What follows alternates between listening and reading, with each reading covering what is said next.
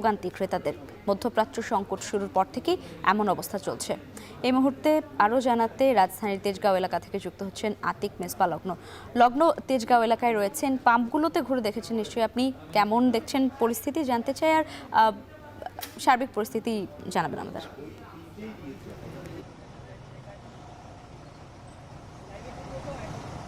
লাইবা, এর আগে আমরা যুক্ত হয়ে দেখাচ্ছিলাম নিকুঞ্জ এলাকার অবস্থা, অর্থাৎ সেখানে লম্বা লাইনের পরেও কিন্তু পাম্পের যে স্বাভাবিক কার্যক্রম সেই কার্যক্রম কিন্তু বন্ধ অবস্থায় আমরা দেখেছি। তবে এখন আমরা তেজগাঁও যেখানে আছি, তেজগাঁওয়ের এই লাইনও কিন্তু সুদূর মহাখালী পর্যন্ত চলে গেছে।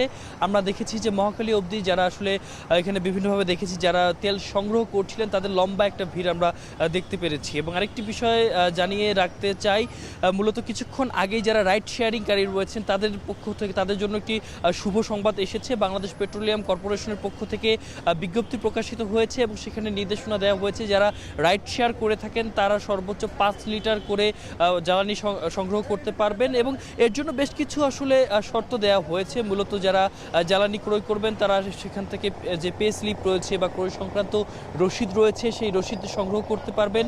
এবং একই সাথে বলা হয়েছে তারা যে রাইড শেয়ারিং অ্যাপসের মাধ্যমে কাজ করে থাকেন তার যে তথ্যাদি রয়েছে সেই তথ্যাদি কিন্তু পুঙ্খানুপুঙ্খভাবে তাদেরকে সরবরাহ করতে হবে, তবেই তারা সেটি সংগ্রহ করতে পারবেন। এবং এই সংবাদ পাওয়ার পরেই আমরা এখানে কথা বলেছি, সেখান থেকেও কিন্তু স্পষ্টভাবেই জানিয়ে দেওয়া হয়েছে, পাম্পগুলোর পক্ষ থেকে বলা হয়েছে তারা সেভাবেই সরবরাহ করবেন, সরকারি যে নির্দেশনা নতুন করে জারি হয়েছে সেভাবে। এবং এর মধ্য দিয়ে আমরা দেখেছি যে যারা রাইড শেয়ারিংকারী রয়েছেন তাদের যারা ক্রেতারা রয়েছেন তারা একটু হলেও স্বস্তি প্রকাশ করেছেন যে 5 লিটার তেল হলে কিছুটা হলেও তাদের ভোগান্তি কমবে। তো এই বিষয়টি স্পষ্টভাবে বলা হয়েছে।